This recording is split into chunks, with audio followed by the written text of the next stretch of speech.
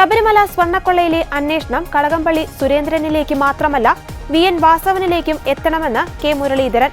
Devaswom board അധ്യക്ഷനും അംഗങ്ങളും മാത്രമായി ഇത്തരമൊരു കടുങ്കൈ ചെയ്യുമെന്ന് കരുതുന്നില്ല. സർക്കാരിനും മന്ത്രിക്കും അറിയാവുന്ന കാര്യങ്ങളാണ് നടന്നത്. അന്വേഷണം മന്ത്രിമാരിലേക്കും മുൻ മന്ത്രിമാരിലേക്കും നീളണമെന്ന് കെ. മുരളീധരൻ പറഞ്ഞു. സ്വർണം ഇളക്കിയെടുത്ത് പുറത്തേക്ക് കൊണ്ടുപോകണമെങ്കിൽ ബോർഡ് പ്രസിഡന്റും അംഗങ്ങളും മാത്രം വിചാരിച്ചാൽ പോരാ. സർക്കാർ ഒന്നും അറിയാതിരിക്കില്ല. ഹൈക്കോടതിയുടെ പൂർണ്ണ നിയന്ത്രണം ഉള്ളതിനാലാണ് കേസ് ഇത്രയെങ്കിലും എത്തിയത്. ഇവിടം കൊണ്ട് അവസാനിപ്പിക്കരുത്. മന്ത്രിമാർക്ക് ഉത്തരവാദിത്തമില്ലെന്ന് പറഞ്ഞാൽ നിലം തൊടാതെ വിഴുങ്ങാനാകില്ലെന്നും കെ. മുരളീധരൻ പറഞ്ഞു. തദ്ദേശ തെരഞ്ഞെടുപ്പിൽ വിമത ഭീഷണി ഉയർത്തുന്നവർക്കെതിരെയും കെ. മുരളീധരൻ മുന്നറിയിപ്പ് നൽകി. 24-ാം തീയതി വൈകുന്നേരം 3 മണി കഴിഞ്ഞാൽ പിന്നെ റിബലുകൾ ഉണ്ടാകില്ല. അങ്ങനെ ആരെങ്കിലും ഉണ്ടെങ്കിൽ അവർ പാർട്ടിക്കകത്ത് ഉണ്ടാകില്ല. അക്കാര്യത്തിൽ വിട്ടുവീഴ്ചയില്ല എന്നും കെ. മുരളീധരൻ പറഞ്ഞു. ഘടകകക്ഷികൾക്ക് കൊടുത്ത സീറ്റും കോൺഗ്രസിന്റെ ഉത്തരവാദിത്തമാണ്. ആ സീറ്റിൽ റിബലിനെ നിർത്തുന്നതും അച്ചടക്ക ലംഘനമാണെന്നും മുരളീധരൻ ചൂണ്ടിക്കാട്ടി. മുട്ടടയിലെ UDF സ്ഥാനാർത്ഥി വൈഷ്ണ സുരേഷിന്റെ പേര് വോട്ടർ പട്ടികയിൽ നിന്നും വെട്ടാൻ ഇടപെട്ടതിൽ നിയമ നടപടി സ്വീകരിക്കുമെന്നും മുരളീധരൻ പറഞ്ഞു. മേയറുടെ ഓഫീസ് എന്നാൽ പാർട്ടിയുടെ ഉത്തരവാദിത്തമാണെന്നും മുരളീധരൻ കൂട്ടിച്ചേർത്തു. അതേസമയം ശബരിമല സ്വർണ്ണ കവർച്ച കേസിൽ അറസ്റ്റിലായ ദേവസ്വം ബോർഡ് മുൻ പ്രസിഡന്റ് എ. പത്മകുമാറിന് നിർണായകമായ പങ്കുണ്ടെന്ന് SITയുടെ റിമാൻഡ് റിപ്പോർട്ടിൽ പറയുന്നുണ്ട്. തട്ടിപ്പിന്റെ തുടക്കം പത്മകുമാറിൽ നിന്നാണെന്നും കട്ടിളപ്പാളി ഉണ്ണികൃഷ്ണൻ പോറ്റിക്ക് കൈമാറാനുള്ള നിർദ്ദേശം മുന്നോട്ട് വെച്ചത് പത്മകുമാർ ആണെന്നുമാണ് SITയുടെ കണ്ടെത്തൽ. 2019 ഫെബ്രുവരിയിൽ തന്നെ ഇതിനുള്ള നീക്കം തുടങ്ങിയിരുന്നു. ഇതിനുശേഷമാണ് സ്വർണം ചെമ്പാക്കി മാറ്റി രേഖകൾ തയ്യാറാക്കിയത്.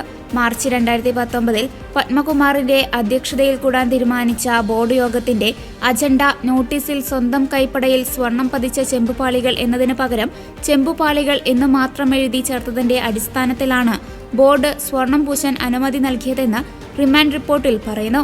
നടപടിക്രമങ്ങൾ മറികടന്ന് സ്വർണ്ണപ്പാളികൾ ശബരിമലയിൽ നിന്ന് പുറത്തു കൊണ്ടുപോകാൻ പോറ്റിയെ പത്മകുമാർ സഹായിച്ചുവെന്നും SIT വ്യക്തമാക്കുന്നു.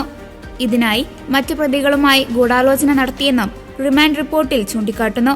പോറ്റിക്ക് അനുകൂല നടപടി സ്വീകരിക്കാൻ പ്രസിഡന്റ് നിർദ്ദേശിച്ചതായി ഉദ്യോഗസ്ഥർ മൊഴി നൽകിയെന്നും SIT റിമാൻഡ് റിപ്പോർട്ടിൽ വ്യക്തമാക്കുന്നു.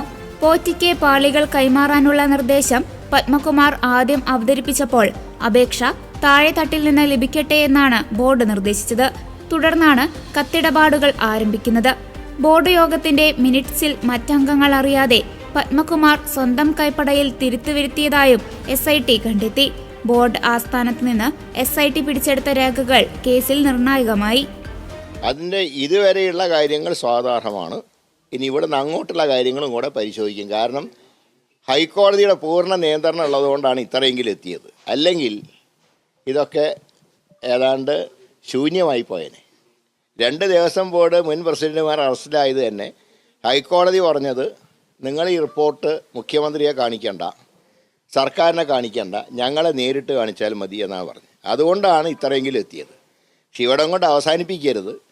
2 മുൻ പ്രസിഡന്റുമാരിലേക്ക് മാത്രം ഒതുങ്ങുന്നതല്ല ഈ പറഞ്ഞ പോലെ സ്വർണ്ണക്കടത്ത്. ഞാൻ ആ വാക്ക് തന്നെ പറയാം, സ്വർണ്ണക്കടത്താണ്. ഇത് പരസ്യമായിട്ട് ഒരാളുടെ കയ്യിൽ കൊടുത്ത് അദ്ദേഹം അത് കൊണ്ടുപോയി വിറ്റ് കാശാക്കി. അപ്പോൾ ഇതിൽ മന്ത്രിമാർക്ക് ഉത്തരവാദിത്വം ഇല്ല എന്ന് പറഞ്ഞാൽ അത് നിലം തൊടാതെ വിഴുങ്ങാൻ കേരളത്തിലെ ജനങ്ങൾക്ക് സാധ്യമല്ല.